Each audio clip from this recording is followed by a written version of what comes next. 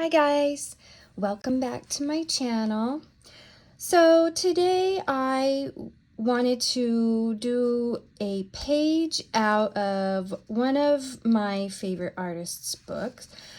I went ahead and made a copy of the page, and I'll talk about the paper that I used to copy that onto.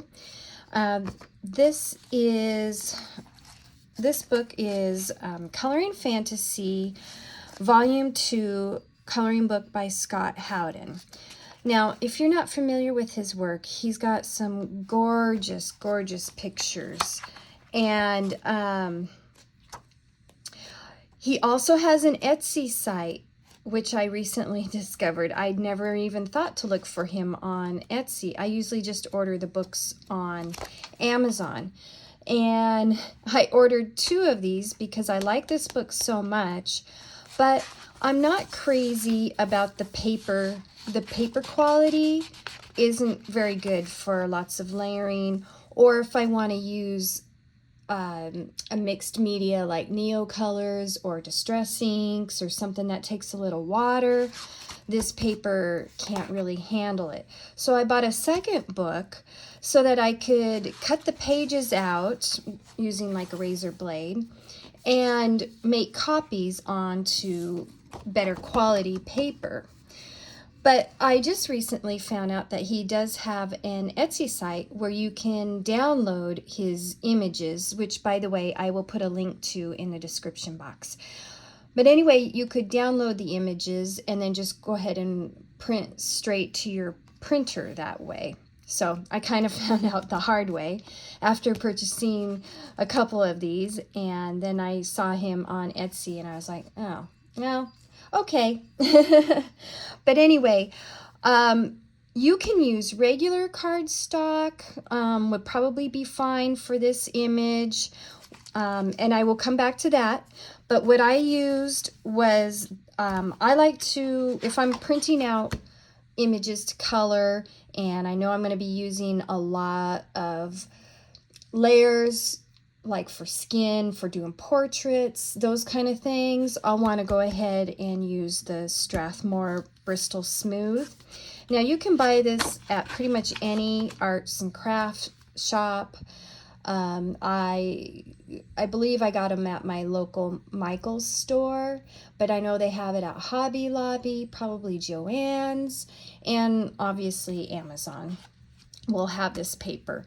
Now, it's not super cheap, you know, I mean, of course it is artist grade, heavyweight, you know, smooth surface paper.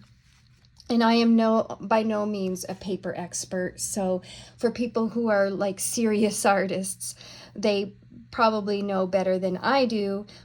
I just know what works good for coloring. So, and I like this paper for coloring, but I also, you know, if I'm not going to do a whole lot of layers, or I have a small image such as this, where, you know, you're not going to get too much into the skin, there's not a whole lot of hair, and this one, as you can see, I even cut it down because it wasn't taking up the full sheet of paper.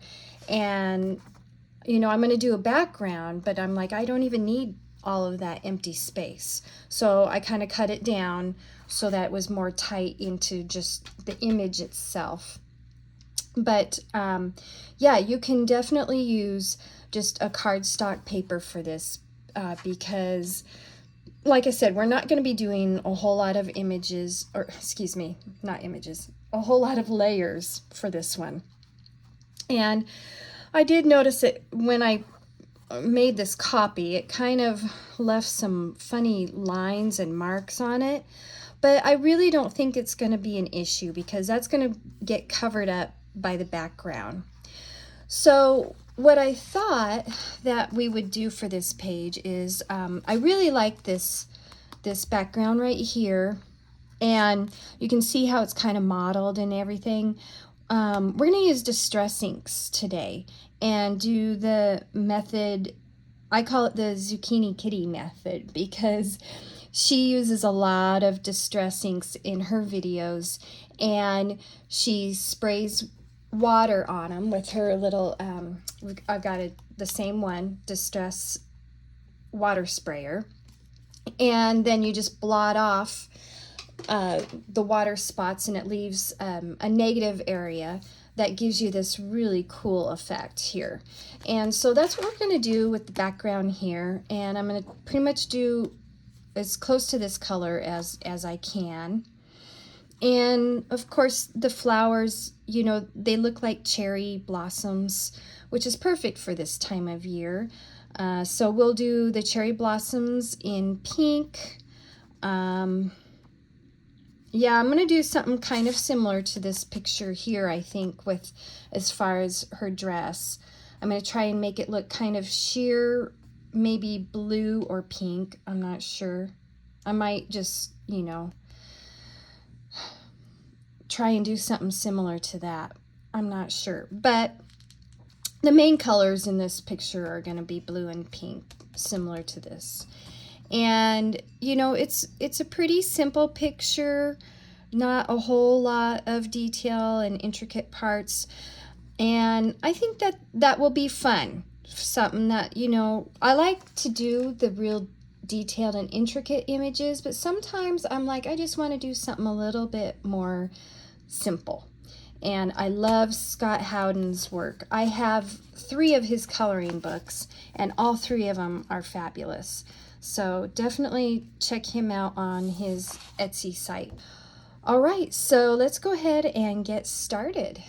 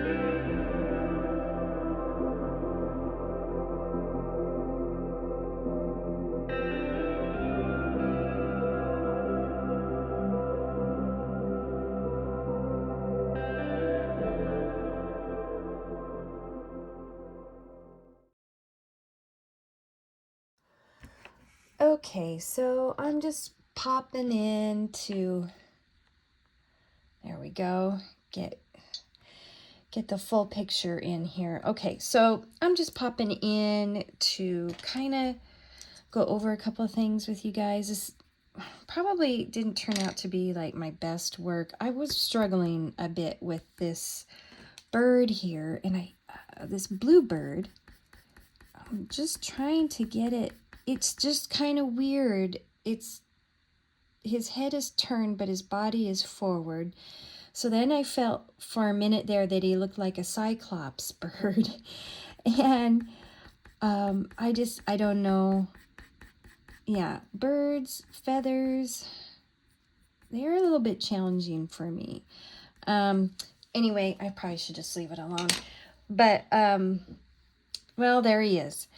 And I struggled a little bit with the bird, and with this dress, I was trying to make it look like it was a sheer blue garment thing.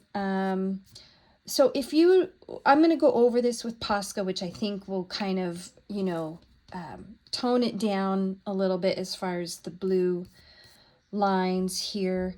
I'm going to do some accents in white Posca on her dress, in the flowers, and maybe a little bit in the bird here, after we do the blue background. So we'll go ahead and get out the distress inks and the tools and start doing that.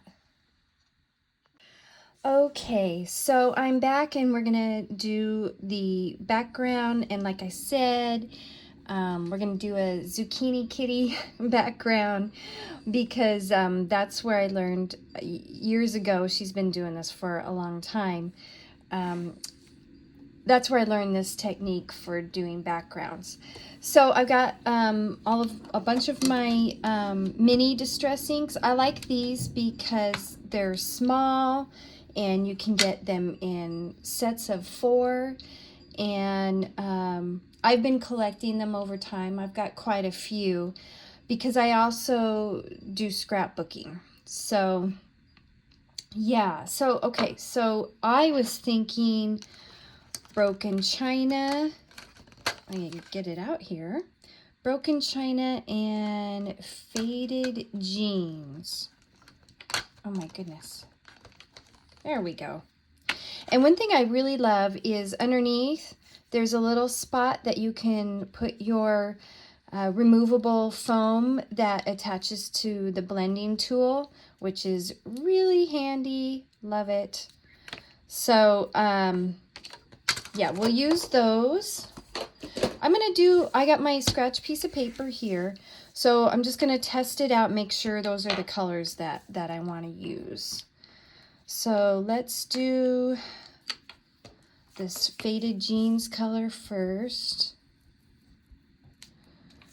So just kind of, and this is just copy paper, so it's not, and I haven't done this in a while, so this is good that I'm doing some practicing. Okay, start light and then apply a little pressure. See, I started too hard there, so this is a practice run here for sure.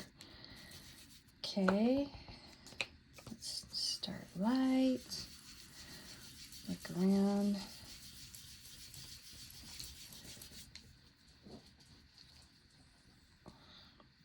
Okay, then let's do the broken china on here. See if those two are what I want. I don't want to mess up move my page over so I don't mess it up.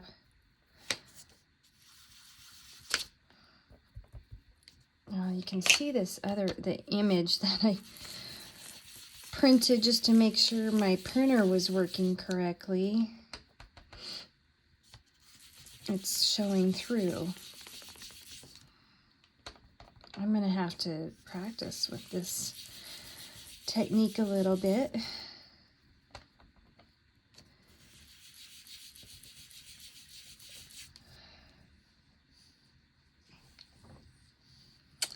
Yeah, I think think it might be okay.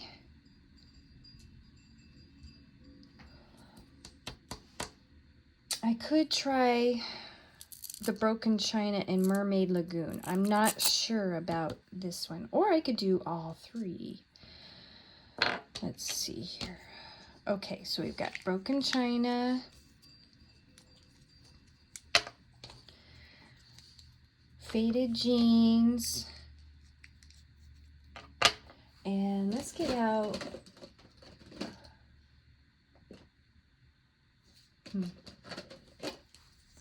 well, I've got Salty Ocean here and Mermaid Lagoon. So let's try Mermaid Lagoon.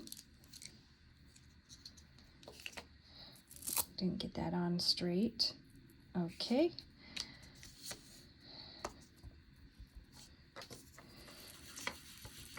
Oh, that's pretty. I might end up going with that.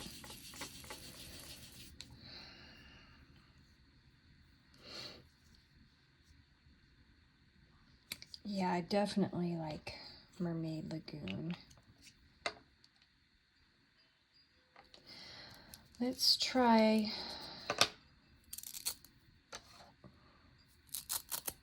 Salty Ocean here.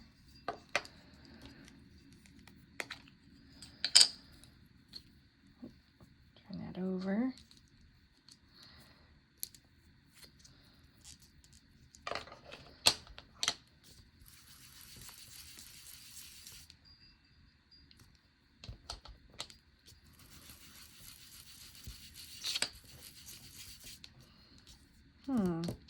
I'm really having a hard time telling much of a difference here. Maybe this paper is too distracting.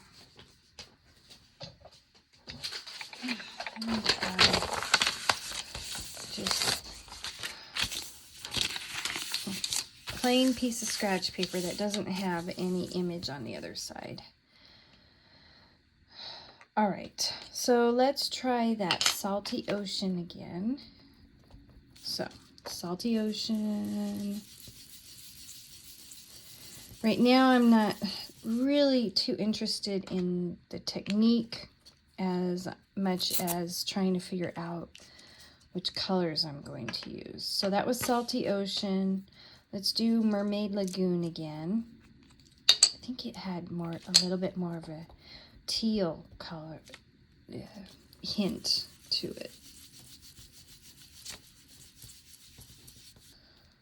Wow, they almost look the same. They're very similar. Okay. Now let's do Broken China. Okay, I'll set those there.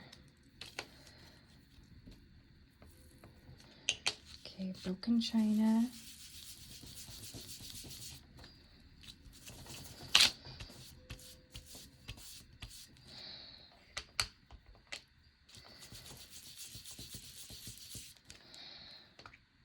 Okay.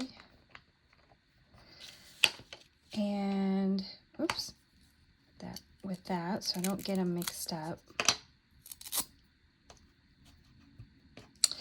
Now I will put a link to these, whatever ones we end up using, I will put a link to them in the description box. So then this one is the Faded Jeans, which was the darkest of the blues.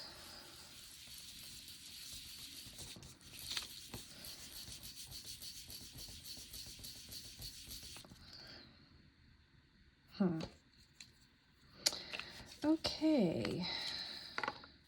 Well,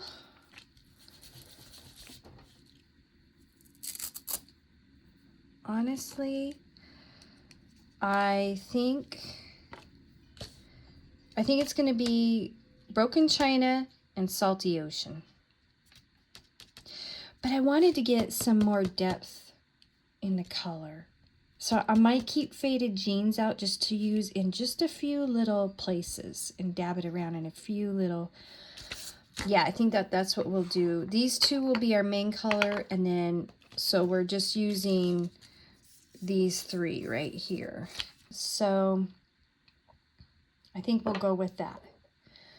All right, now I'm gonna, so I was using this clipboard because I'm working on a wood table here, and it's got all this texture in it, and I needed to have a smooth surface so that you can't see the texture in the picture. So working on a clipboard helps for that, or you know, any other smooth surface that you may have. So I think what I am going to do is use this behind where I am, when I get around the edges, so I don't get it all over my table.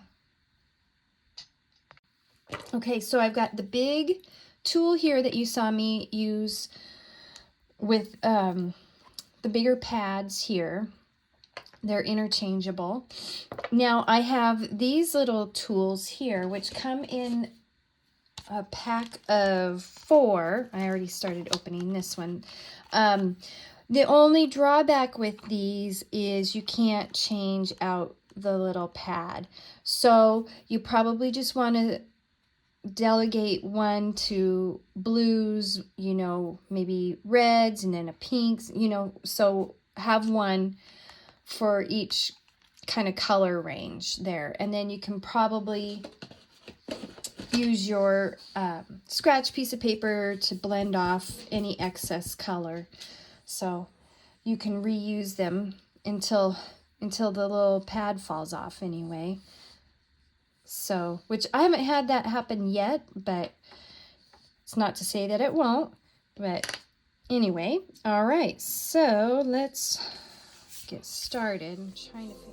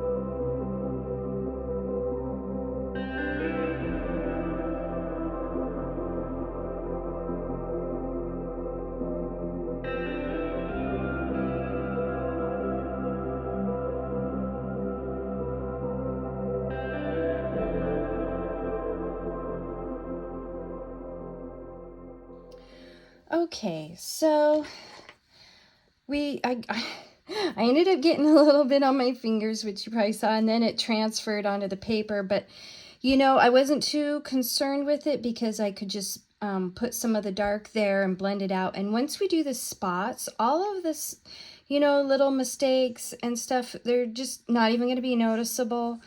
One thing that I've learned, I have to say, is that, you know, I used to get really upset when I started doing these coloring pages if I did something wrong or whatever, but I soon realized that most of the time everything can be fixed, or you can just do something else. So there's always options. Like now, I know I got quite a bit of the paint here in the flowers. I'm not too worried about it. I'm gonna try to erase a little bit of it, see if that'll work. I don't know. Yeah. Oh, actually, because we had laid down our Prismacolors and they are a wax base. Oh, it is coming up. Well, that's good. I wasn't going to be too upset if it wasn't, but good to know. Because I've never done this kind of a background with such like little tiny intricate, you know, details that were so easy to cover up. So I'll just go around, try to get rid of some of that blue in these flowers. Okay, I'm going to go ahead and do that off camera, and then I will be back and we'll do the water spray.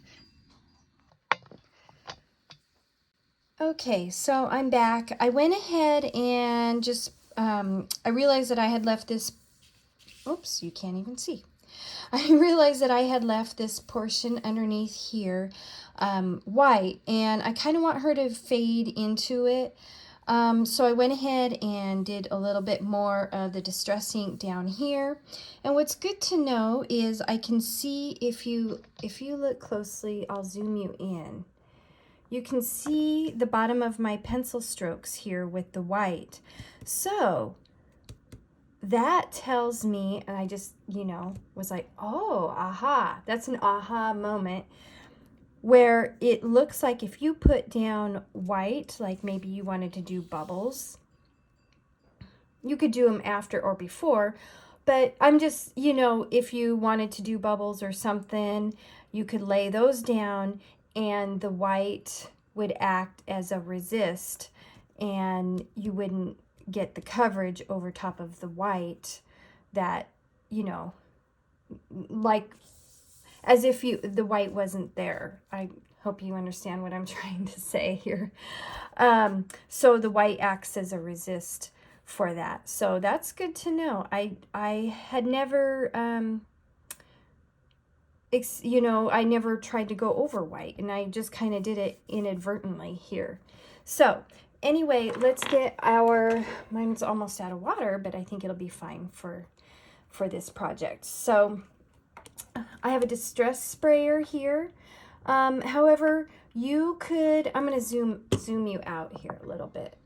You could use any kind of a water sprayer. I just happen to have this one because I think it works really well for this type of effect, and I use it in my scrapbooking as well, and it was only like $6 or $7. So I went ahead and purchased it while I was getting some other stuff.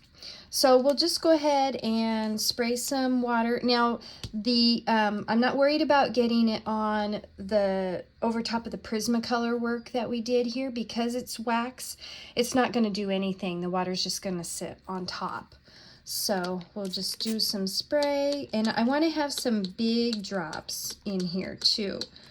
So that's one thing I like about this sprayer, is you can make it a fine mist. You can, if you only pull the trigger a couple, you know, partially, you can get some big drops in there. And we're going to let them sit for just a minute. I have a rag here that I'm going to use to pull off, dab off the color. See that? See, I love that effect.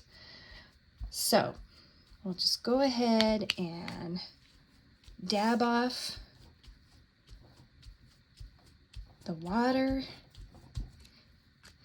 And you know, I've tried doing this with the distress crayons and it just doesn't work as well as the distress inks.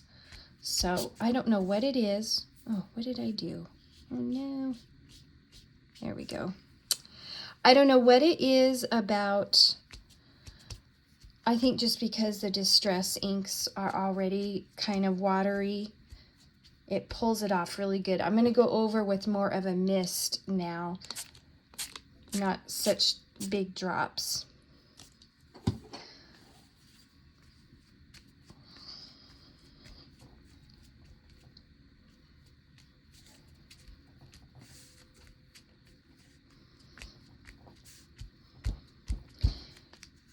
And I'm going to target a little bit more up here. There we go.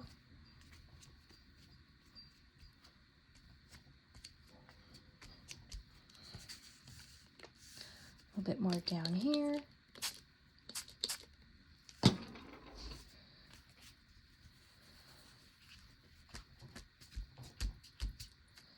Now, I don't know what I got there. Oh, it's going to come off. I just need to get something else here. Let's try my brush. I think it's just some kind of pencil. Some kind of wax there from the, probably when I used my eraser.